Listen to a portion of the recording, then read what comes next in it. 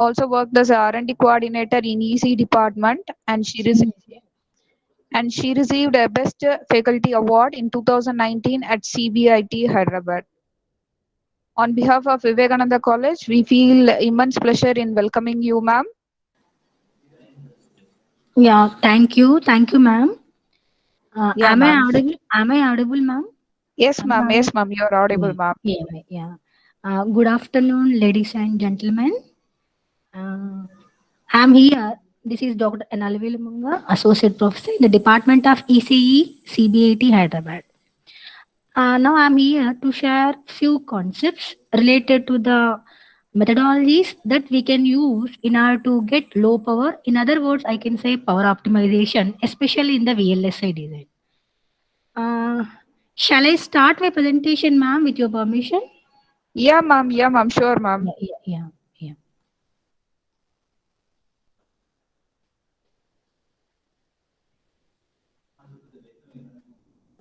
Is my presentation is visible, ma'am? Yeah, ma'am. Yeah, Yeah. it is visible, ma'am. Thank you. So my talk is methodologies for power optimization in VLSI design. And let me explain few things here. I hope, may I know, madam, the audience, faculty, students combination, ma'am? Yeah, ma'am. It is a combination Yeah, of yeah. scholars as well as faculties, also Okay. our PG students, ma'am. Yeah. Thank you, madam. Thank you. Yeah, So ma'am. Thank you. I hope you are EC students. So definitely you might have known the VLSI design domain, I can say. It is very large scale integration. Now here I can start something like this. So the design for low power, I can say something like this. The design for low power has become a major concern of the right today VLSI design circuits. I can use like something like this. What I mean by especially with your permission, I can write something here. Especially, I hope everybody knows we started our journey. Maybe I can say 1980s onwards. We started a journey of VLSI design. From the year onwards till today, right now we are in 2021. The technology right now in the VLSI design is I can use down. I mean even less than 7 nanometers. I can take it as a 6 nanometers. We started our journey few tens of micrometers to I can use micrometers to all the way to the nanometers, and people call this era as deep submicron technology era. Technology era. This is a deep submicron technology. Here my talk speaks about how to reduce the power or how to optimize the power in deep submicron technology aspects of VLSI design. Okay. Now that means especially from 130 nanometers, I can take this as the division kind of thing. Before 130 nanometers technology, after 130 nano, if I divide like a phase 1 and phase 2, that is before 130 nanometer technology means I can say something like this. At that time, entire VLSI design aspects, they bothered only about the performance. I mean to say that speed. Speed is the criteria, primary concern, I can say. While designing the circuits or the systems, people they given attention only for the performance or speed. At that time, power is a secondary. Power is a secondary, I can say something like this. Secondary concern. Whereas now that trend is slowly changed. I can say the trend I can use something from 2005 onwards. I can say trend has changed. That means we entered into deep submicron technology or nanometer technology kind of thing. That is the phase two what I am. Now the trend is power became the primary. It doesn't mean that performance is secondary. No. What is the trend here is how to reduce the power by retaining the speed. Very important. I'm repeating here. How to reduce the power or how to optimize the power for a given deep nanometer technology. not at the cost of performance, but it is how, retaining the performance. Right now, with this introduction, now let me go now. This is the outline.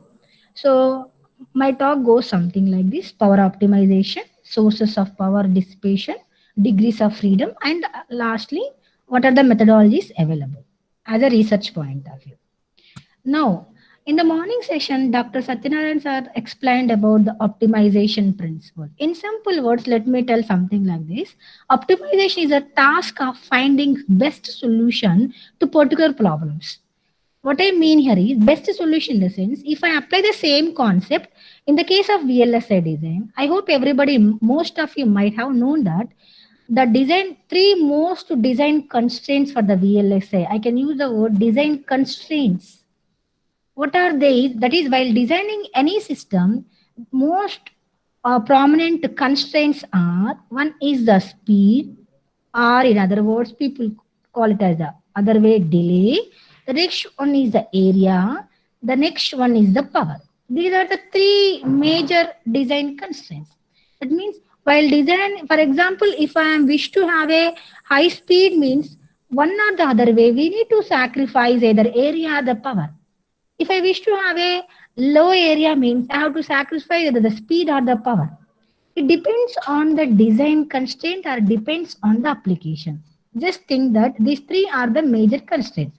Now what I mean here, for a given design, if I wish to have a low power means I have to see the solution, see the path. That means what, by adjusting the other parameters, is it possible for me to reduce the power? That means here, in general way, I can say these are the parameters here.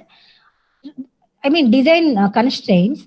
Now, identifying what are the parameters involved in these constraints or in these design constraints, by controlling those parameters, I can get either the high speed or low area or low power. This is the what I mean by optimization. That means obtaining the an optimum solution for a given application for a given design constraints. That is the optimization.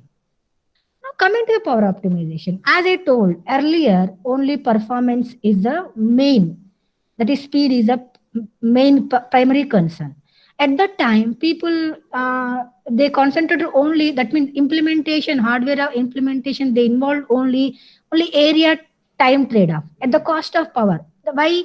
At that time, power is secondary. What I mean by secondary means before 130 nanometers, or I can say in terms of some micrometers technology, the number of transistors is, I won't use the word less, but the relatively the number of transistors are only, I can say some few lakhs or 10 some thousands to lakhs. So at that time, whatever the power per unit area, I can use the word power density for the technology, micrometer technology, and few tens of a few multiples of technology, I can say at that time the power density is not so much high.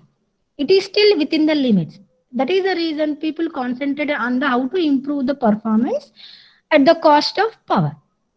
But later, when the trend something, I can show the trend something like this. If you see here, I shown the various process developed by Intel. Here, though I shown here, I started 1.5 micro 1.5 micrometer technology to 130 nanometer technology I shown from here to here.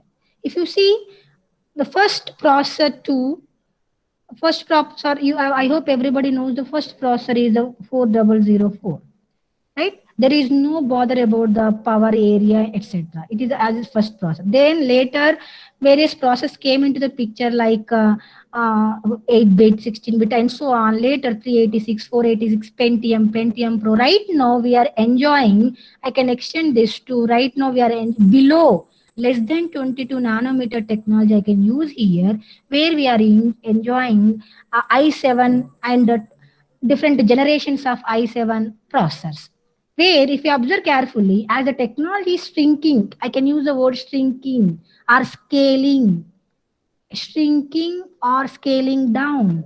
the technology, I'll come what I mean by shrinking here.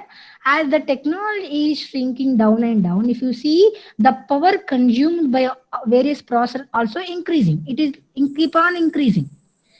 That why, in other words, I can say that means here, as the high performance, from this slide we can say that all the high performance processors are consuming more or a heavy power.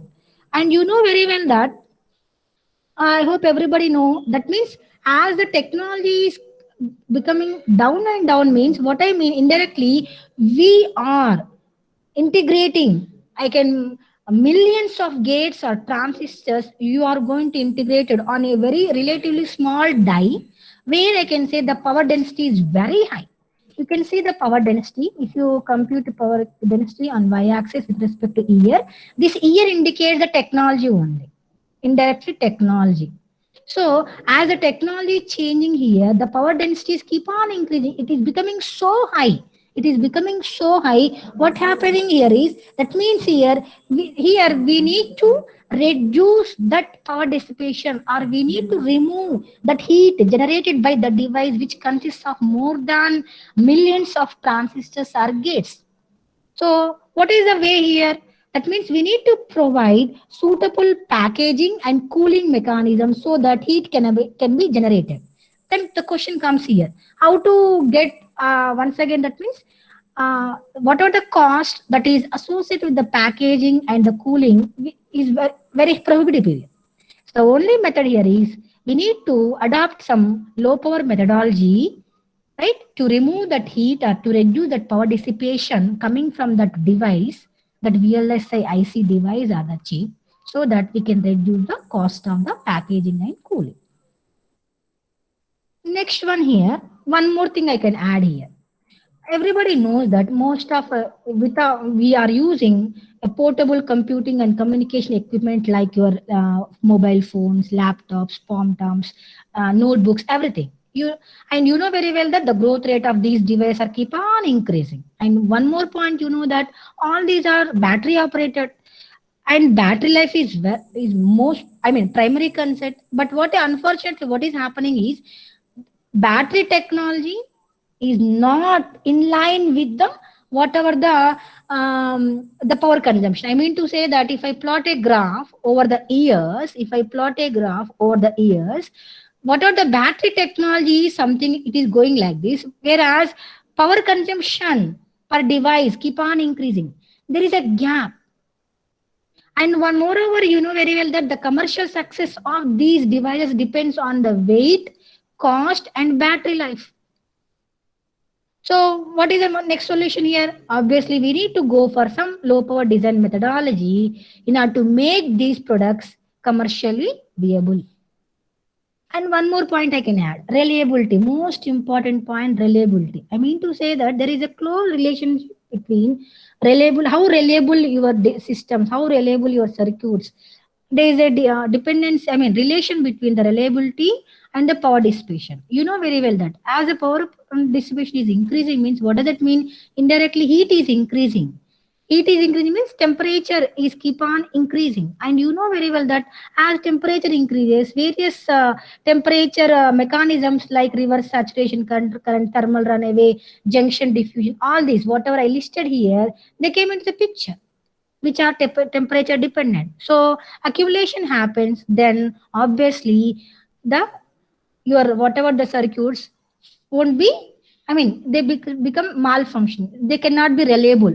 That means you'll get problems in the yield, or I can say they are not reliable, I can use something like this.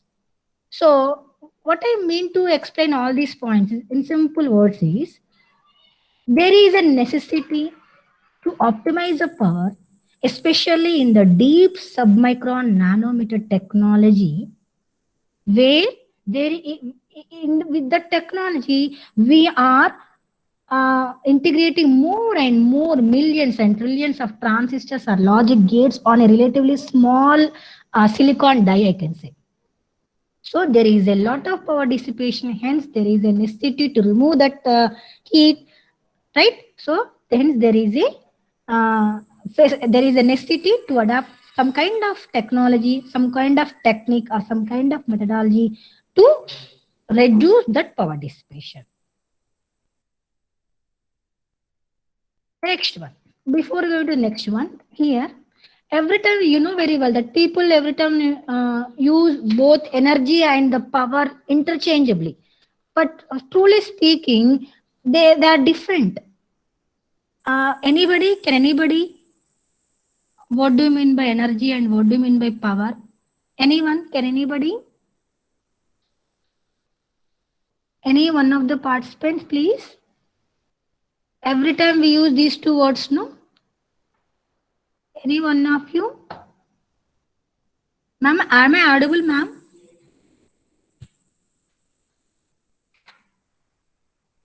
Hello?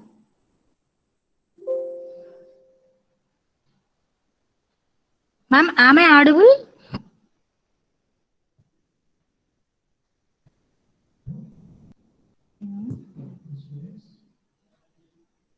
Ma'am, am I audible, ma'am?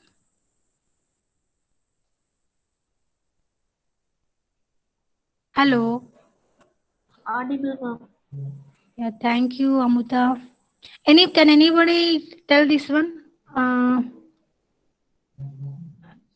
Energy and power? It's okay. So, what is the power?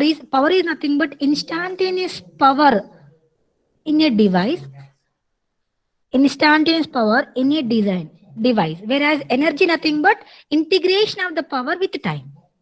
See what I mean to say here is, let me tell something like this with a plot here. Let us suppose take it is the time. Let us suppose here I am having something. This height indicates the power, instantaneous power. This is. Whereas integration of this over the time, the area under this curve, it is the energy. It is the energy. Am I clear here? Yes. The next one here is the power dissipation. We are talking about how to reduce the power dissipation. So power dissipation is measured in terms of two types of metrics. What are they? One is the peak power. The other is the average power. What I mean peak power here, it is nothing but peak power of a particular device is nothing but it is the highest amount of power at any time consumed by the device. I'm repeating, the peak power is nothing but highest amount of the power consumed by the device at any time. Whereas the average power means it is the power consumed by the device over a period of time. So depending on the situation, we can measure the power dissipation either in terms of the peak power or in terms of the average power. The next point is, in this explanation, we are taking the CMOS as a technology for the low power. I hope everybody knows that CMOS means complementary metal oxide semiconductor technology, CMOS, which consists of both the devices, PMOS as well as NMOS. And you know very well that CMOS is meant for it, almost ideally speaking, zero static power dissipation, practically low power dissipation. That with that reason, we chosen this is the emerging technology, I can say, for the low power applications.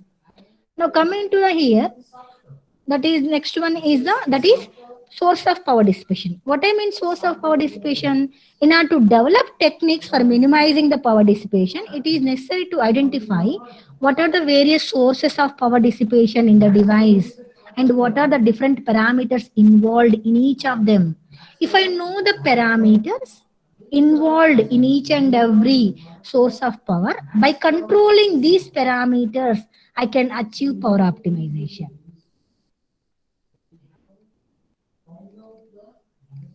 So, in this aspect, the total power consumption in a given VLSI circuit or a CMOS circuit is, it is a combination of dynamic power and static power. So, what is the dynamic power means? It is the power consumed by the device when the device is active. What I mean active? Active or on. What I mean active? When the signals are changing the values, when the input signal, we need to apply some signals to a given system, no? When the signals are changing those values, signals are changing the values, then we say that whatever the power consumed by the device or system or device, it is dynamic power. Coming to static power, what is static power means? It is the power consumed by the device when the device will be on only. No doubt it is on only. But the signals are not changed. They are static in nature. Signals are not changing their values.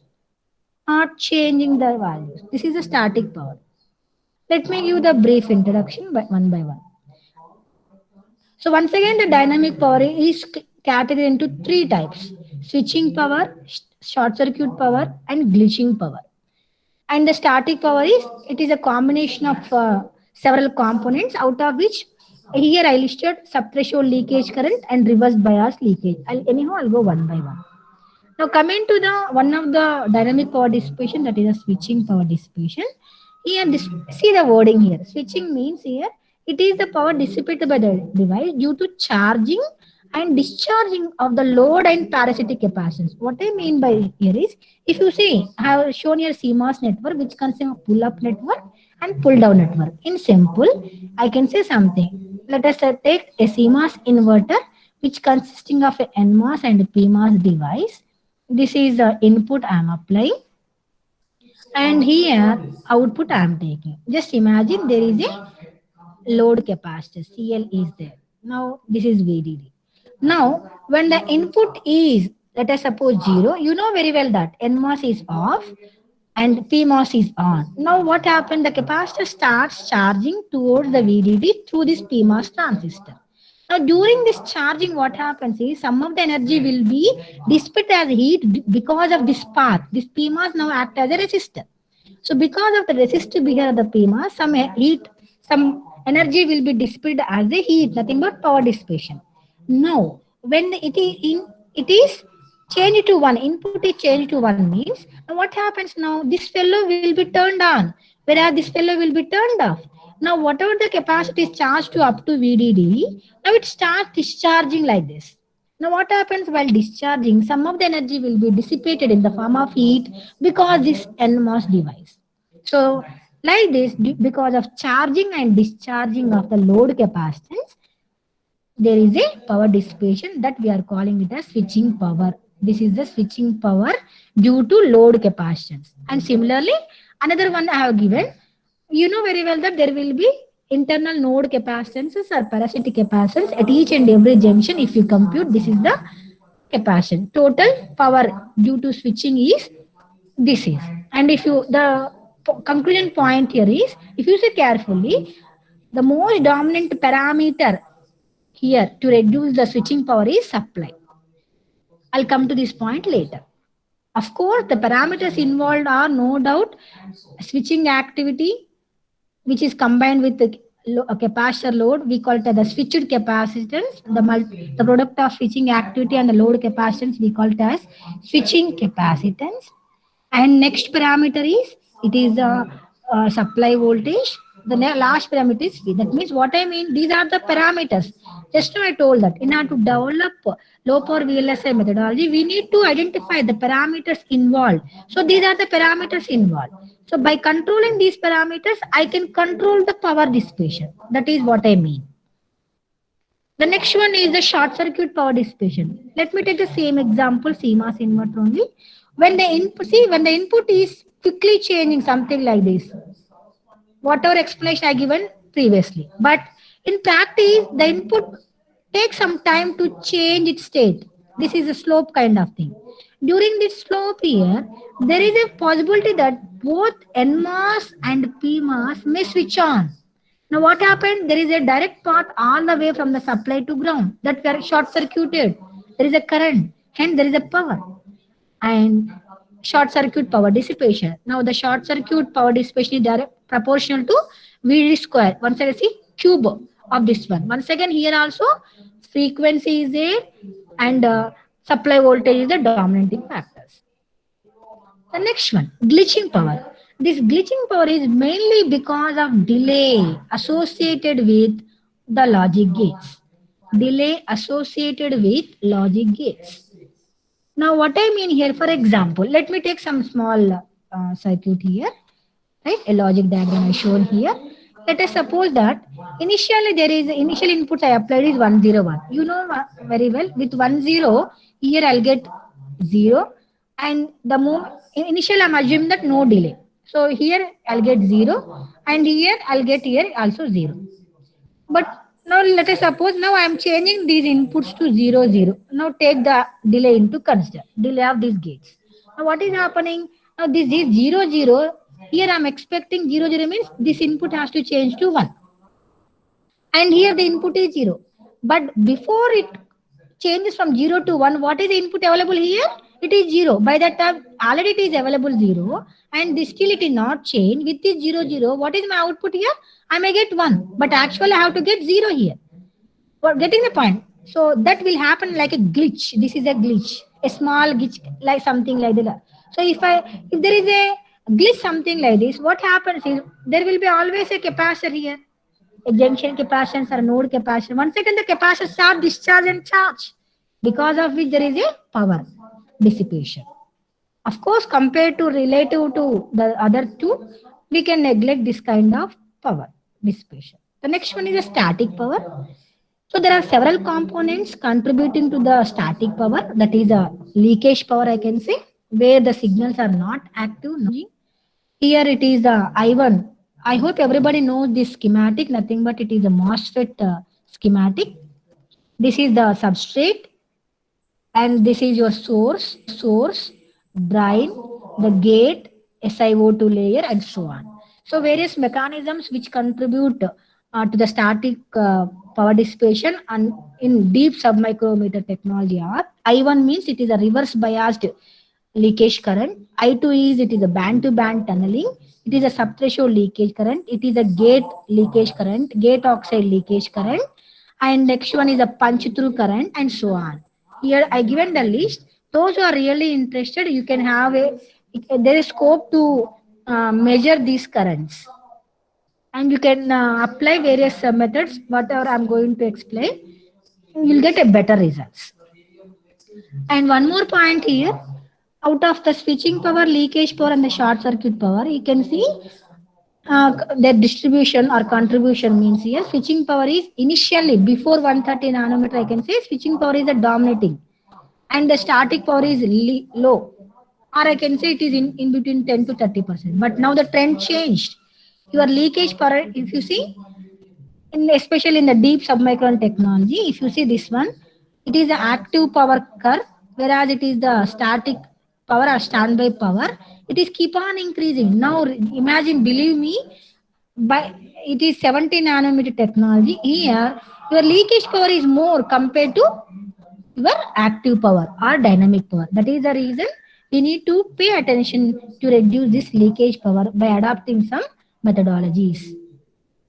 Now, degrees of freedom. Now we came to know that we know the power, so what are the sources of power dissipation, and we know what are the parameters. The main parameters, if you see, it is a supply voltage, it is a capacitance, it is a switching supply voltage means V, capacitance is C, switching activity is alpha, threshold voltage is VTH.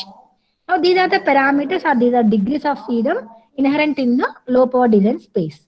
Now optimizing the power consumption, nothing but optimizing power, nothing but reducing one or more of these parameters, controlling these parameters so that I'll get the power optimization. And out of all these four parameters, as I told, the product of the switching activity and the capacitance, I am taking it as a switched capacitance. Switched capacitance like switch capacitance. And out of these three parameters now, supply voltage is a dominant, it has dominant effect on the power dissipation. That is why it is a quadratic relationship between them. Now coming to the low power design methodology. That means I need to adopt some kind of methodology in order to optimize the power. It doesn't mean, so I hope everybody know for a given system, there are different abstraction levels are there. Let me give these are the, for a given system, there is a behavioral level, architecture level, logic level, circuit level, and physical design level. So we need to apply so-called low power design methodology at each and every level. But what happening is, I can say, what the possibility of reducing the power up to logic, it is saturated, leading only the two more higher level. That is, power optimization approaches at these two levels is significant now in this deep submicron technology. I hope everybody knows some kind of optimization tools like HLS, high level synthesis tools. We can optimize the power only at these two levels. Now, methodologies or approaches for the power optimization, I have classified into three. One is the supply voltage scaling. What I mean supply voltage scaling here? We are scaling down the voltage so that we can reduce the power. The other one is the switching capacitance minimization. That is how to reduce the switching activity so that I can reduce the power. The next one is the leakage power manipulation. That means here the V is the dominant parameter. Here it is the capacitance. Switching capacitance is the dominant parameter. It is the threshold voltage. Any questions till now? Any questions till now? Okay, let me start the supply voltage scaling. You know very well that as your power dissipation is proportional to V square here, just now we have seen dynamic power, that is alpha times C times VDD square times F. So it is proportional to square of this supply voltage. So a factor of 2 reduction in the supply voltage results in a factor of 4 decrease in the energy or power. But on the other hand, what is happening? That means I can reduce the supply voltage in order to reduce the power dissipation. But on the other hand, if you see these plots here, if I reduce the supply voltage, what is happening is the delays keep on increasing. Delays keep on increasing. The mathematical relation between the delay and the supply voltage is this. Here, I am reducing the supply voltage in order to reduce the power dissipation. At the same time, as I reduce this one, delay keep on increasing from this graph. You can see this is the key point we need to understand. What I mean here, now what is the challenge here for us? No doubt I have to reduce the voltage in order to reduce the power dissipation, but it doesn't mean that I have to reduce the speed. No, I have to not at the cost of reduction the speed. How to reduce the power dissipation? By reducing the voltage and at the same time maintaining the performance or speed. Maintaining the performance or speed. That is the design challenges here. The next one.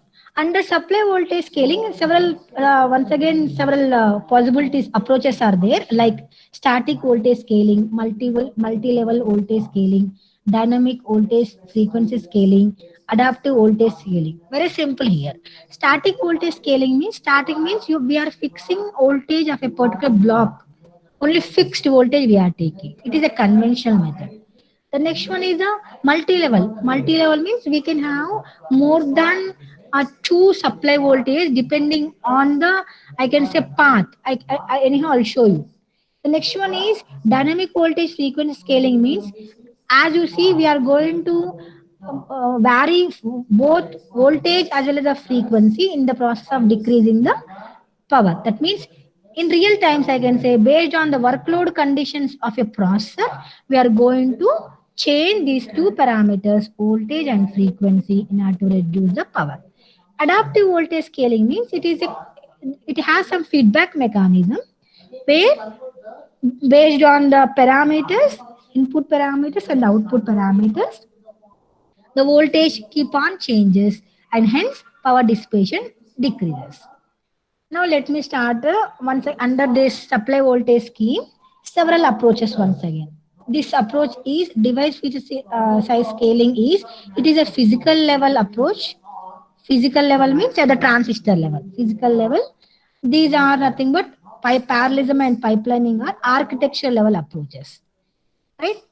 Now another one is dynamic voltage scaling. At any level we can apply. Now, though these are the possibility of approaches or methodologies to reduce the power by reducing the supply voltage, let me discuss one or two. Let me start the device feature side. Now, if you see, this is a geometry of MOSFET I have shown here. Here, feature size means here, it is proportional to the technology. I told you we started the journey in the year 1980. So in the year 1985, you see, the feature size is 2.5 and it is keep on shrinking. If you see, right now it is in the year 2003, it is 180, 18 micrometers means 180 nanometers, right? And it in the year 2009, if I say it is a 45 nanometer, right now we are, I told, 7 nanometer technology. That means year by year, the feature size is keep on decreasing, and hence we can say technology is shrinking, and hence we can say that there is a possibility of integrating more and more transistors on a small area. Now see, once again on the device feature size scaling, here remember our intention is we need to reduce the power dissipation not at the cost of performance. Somehow we need to reduce the power by reducing the voltage. Now we'll see there are two approaches under the device feature scaling. One is the constant field scaling. What I mean the constant field scaling means the name itself is saying what does it mean? That means here we are maintaining the field constant, but here other parameters, other geometrical parameters are keep on scaling down. S means scaling factor which is greater than 1.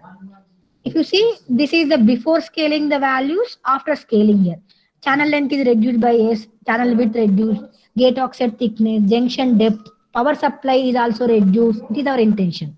So we are reducing the power supply voltage. At the same time, we know that the delay also reduces. But our intention is we need to balance that. We need to improvise that. That is the point here. Now, because of this scaling, what happens is there is an effect on the electrical parameters. All these are electrical parameters like drain current and so on. If you see carefully, in the case of constant field scaling, right, your power dissipation is going to be reduced by P by S square, that is scaling factor. Your delay also going to be reduced, and at the same time, energy also going to be reduced. The next one is the constant voltage scaling. Here the see the word here. Constant voltage means we are maintaining the same constant voltage, and hence threshold voltage also same here. And the consequence, if you see here, the power dissipation is going to be increased compared to the constant. If I compare constant field scaling and constant voltage scaling, so this is the better compared to constant voltage scaling. Why? Here the power dissipation is increasing here. Next, coming to the architecture level approaches. Till now, most of us know that parallelism is the technique used for improvising the performance. But here we are using the parallelism technique in improving the performance only, not at the cost of the power. I mean to say that here we are using this parallelism to reduce the power consumption at the same time maintaining the same throughput. That is the meaning here. Now, how we can see? For example, if you see here, let me take one example. What we are doing is, here we are, without reducing the clock frequency, I'm repeating here, most important point here, the power dissipation cannot be reduced by reducing the supply voltage. I have to reduce the supply voltage. But if I'm reducing supply voltage, means clock frequency has to be reduced. Yes, but however, I can say something like that. However, the same throughput, that is number of operations per unit time, can be maintained by the parallel architecture. If you see, this is the architecture without parallelism. This is architecture with parallelism. Now, what I am doing here with the parallelism here, what I am doing here is, we are maintaining the same throughput. What I mean same throughput, number of operations per unit time are maintained in this structure. So what is happening here, if you see, I have taken a 16-bit addition here. I used two registers here, 16-bit registers, which is inputting the operands here. Now, in this case, what I am doing here, we are duplicating the 16-bit adder. That is, the 16-bit adder is duplicated here. That is the point.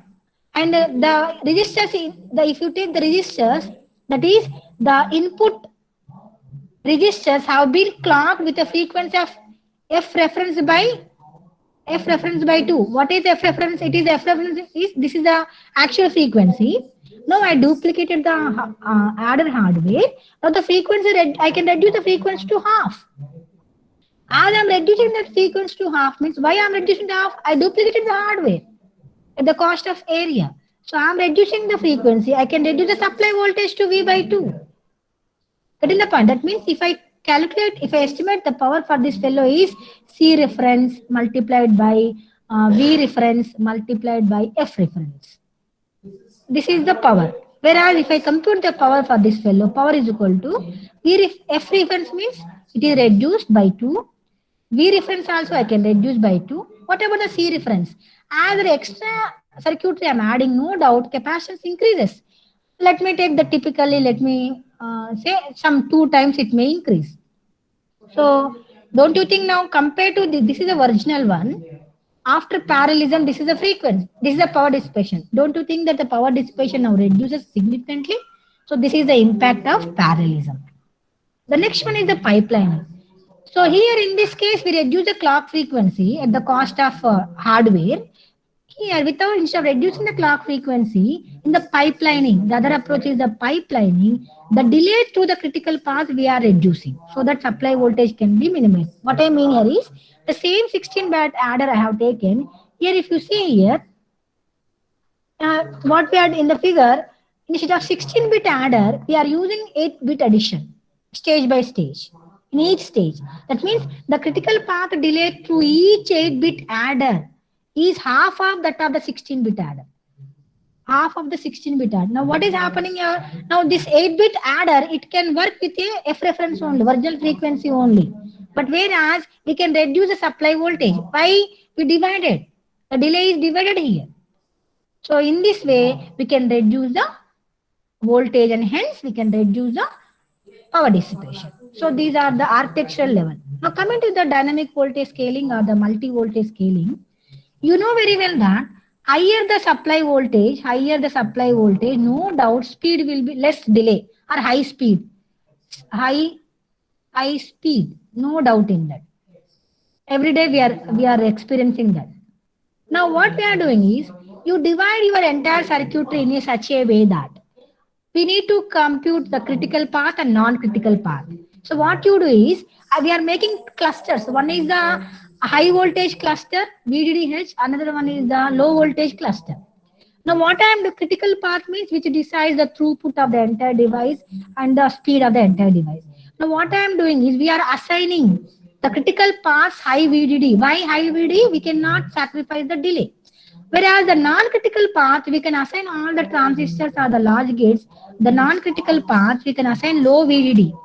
So what is happening on an average, we can reduce the power consumption thereby without degrading the overall circuit performance. This is the multi-voltage scaling. The next one is the dynamic voltage scaling here. I told already, based on the workload of your processor, we can change the voltage and the frequency of a given system. The most important, slowly I am moving into the leakage power, which is controlled by the threshold voltage. I hope everybody knows that when the input voltage is greater than or equal to threshold voltage, then only your NMOS device turns on. Doesn't mean that when the input voltage is less than VTH, it doesn't mean that there is no current. Still there is a current. That current we call it as a sub-threshold current. Sub-threshold current, which plays the sub-threshold leakage current, which plays major role in the deep submicron. Why in the deep submicron technology? That is threshold voltage is very less. Now what is happening here is that means here if the threshold voltage is low, no doubt delay is low, no doubt speed is high. At the same time leakage is high. On the other hand, if the threshold voltage is high, no doubt delay is high, low speed, but we can control the leakage. What I mean to say is I'm having when I reduce the supply voltage, no doubt we reduce the threshold voltage. Right? Threshold voltage reducing means high speed. High speed. But threshold voltage reducing means here in this case high leakage. High leakage. If I have high speed performance means no doubt go for the low threshold. But at the same time I have to bear high leakage current. No, I don't want the speed. I have to control on the leakage current means then you increase the threshold voltage. This is the controlling parameter in deciding, in making the decision whether how to control the leakage current. But here if you see the threshold voltage limits here, these are the limits for a given supply voltage. So with this point, let me classify various leakage power minimization. Remember, in all these, threshold voltage is the key parameter. By controlling high, that means by increasing the threshold voltage, I can reduce the leakage.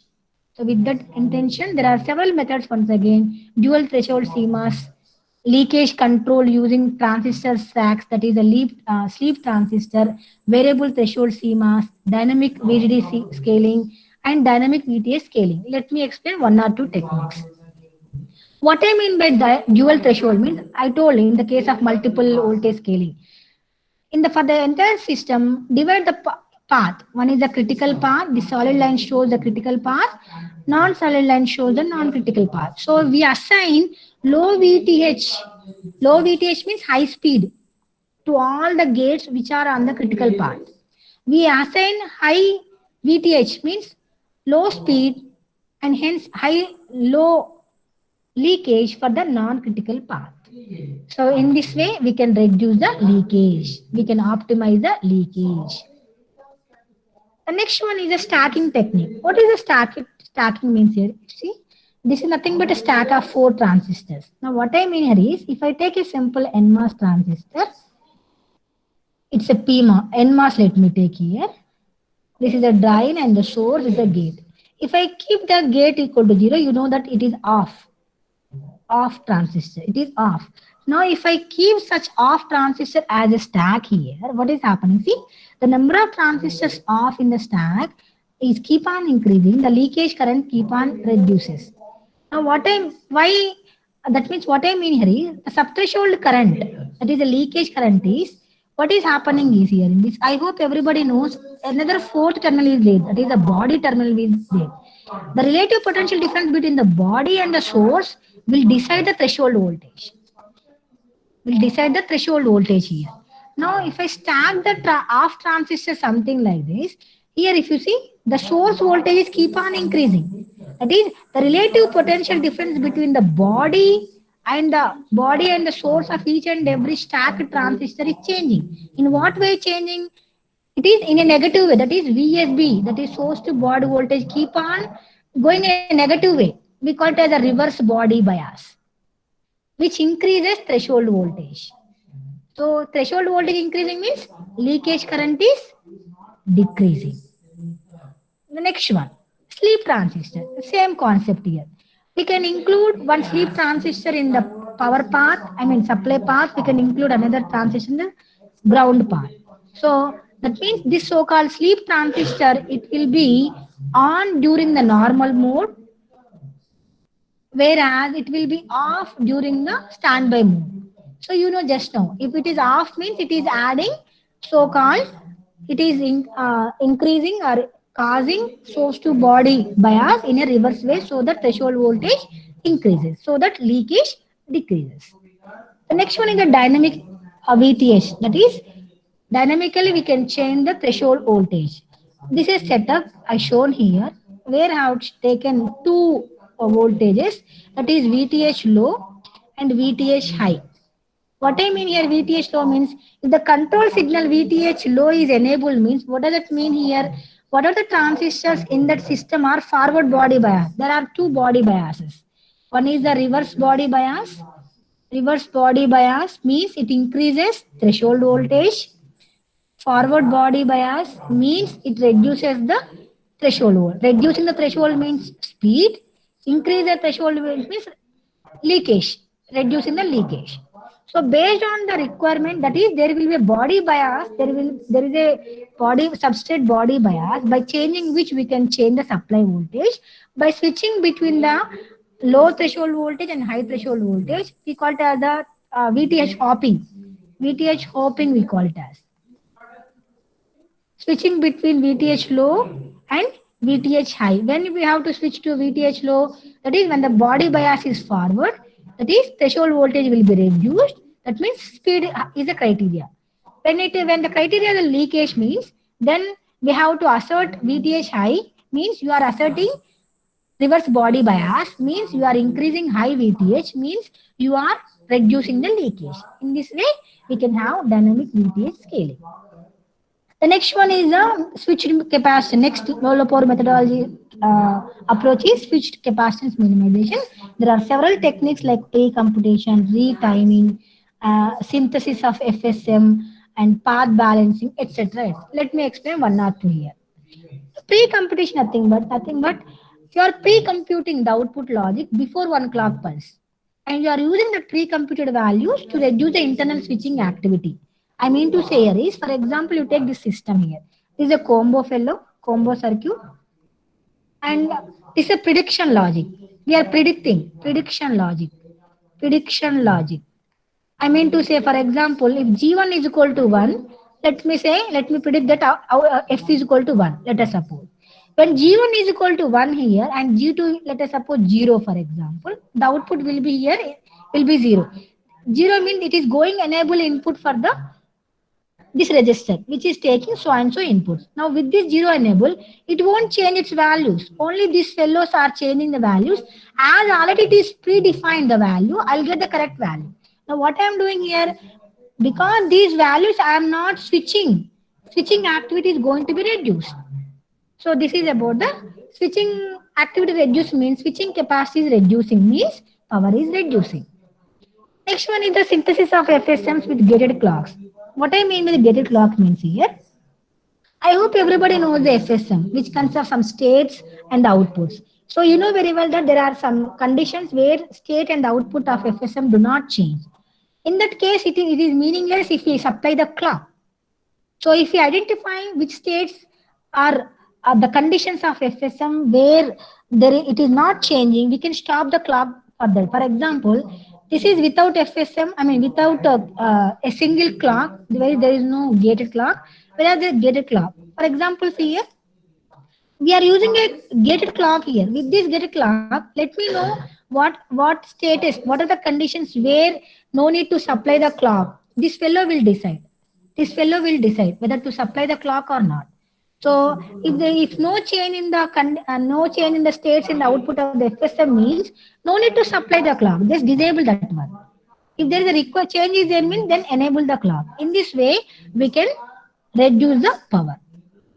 And these are the various, let me conclude. Till now, I have explained basically three ways of, one second, three ways of low power VLSI design methodologies.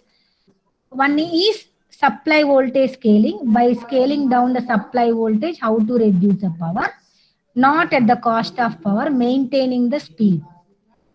For that we have speed we need to maintain. For that we have seen device feature scaling and parallelism, pipelining approaches and multi-voltage scaling. The second approach is minimizing the leakage. That is the threshold voltage is the parameter. We know that if the threshold voltage is low, high leakage and high leakage here. If the threshold voltage is high, it is low leakage. So if I wish to control the leakage means I need to increase the threshold voltage. How I can change the threshold voltage? By body bias. By body bias. What is a body bias? Nothing but it is the relative potential difference between source and body. That is VSB. So if VSB is reverse negative, then we call it as a reverse body bias, which increases threshold voltage. If the VSB is positive, we call it as a forward body bias, which reduces the threshold voltage. The third approach is the minimizing switched capacitance, and where we have seen the pre-computation and gated clock FSM and so on. So with this, I completed the talk. Any doubts you can ask me. I am closing my session with a quotation. Actually, I can say something like this. The quotation something. A winner. Everybody treat that winner means he never fail, but it is not like that. A winner is not a person or not those who never fails, but he is a person who never quits. So my suggestion to all of you, never quit in your job. Keep on try and try. This is a quotation from the Dr. APJ Abdul Kalam. So with this, I'm ending my session. Any doubts you may ask. You are welcome. Any doubt you may ask. Thank you, madam. Thanks for your wonderful session regarding that optimization methodologies in the optimization of in VLSI design. Thank you very much for your presentation, and the participants, if you are having any doubts or if you want to enrich your knowledge in that particular area, you may raise your doubts. Madam will ready to answer. Yeah. Any Participants, doubts? you may raise your doubts now. You can post your doubts in the chat box also. We will help you to read out that. Yeah. You can post in the chat box.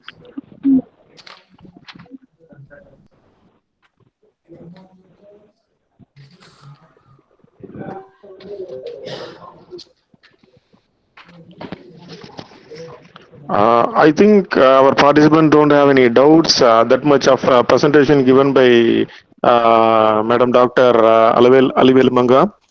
Thank you very much, Madam, for Thank accepting you. our call and giving us such a wonderful seminar. Thank you, sir. Thank you. Thank you very much, Madam. Okay. Yeah. Parkudi, Madam, you can proceed for that vote of thanks. Thank you, sir. Thank you. Good evening to all the I'm Dr. Pukli, and I would like to thank our chief guest, Dr. V.V. Satyanarayanan and Dr. Alivelu so this presentation gave us knowledge of the thing of the topic bio-inspired algorithm for optimization, which is we get a deep knowledge, and the topic included cuckoo search, planning search, and madam's topic is very interesting, and the participants also enjoyed, and we have more knowledge in that. Thank you, madam. Thank you, had such wonderful session, madam. Thank you, ma'am. Thank you, ma'am. Thank you, sir. So, thank you, ma'am. So, I would like to thank our management, Chairman, sir, Madam Chairman, and respectable governing members of Vivekananda Educational Institution, and our most beloved Principal, Madam, Dr. M. Devi, Madam. Thank you, ma'am. And our coordinator, Dr. C. Venkataramanan, sir, ECE, and R&D coordinator of VCTW. Thank you, sir, for arranging this wonderful seminar webinar in the recent topic bio-inspired algorithm for optimization. It is more useful for us. I would like to thank Pushalvi ma'am also for this such wonderful effect. Thank you, ma'am. So I'd like to thank each and everyone. Thank you, sir.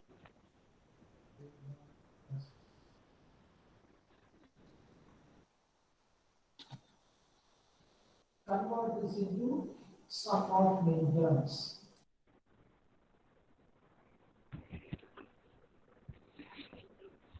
So from participants' sides, any other feedback? Can you please share it, ma'am?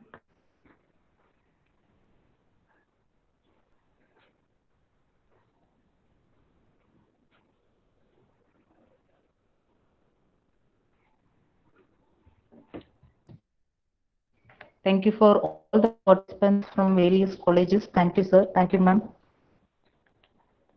Sir? Thank you, ma'am. Yeah. Shall I leave, ma'am? Yes, thank you, ma'am. Thank you for this wonderful presentation. Thank you, ma'am. Yeah. I'm leaving, ma'am. Thank you once again.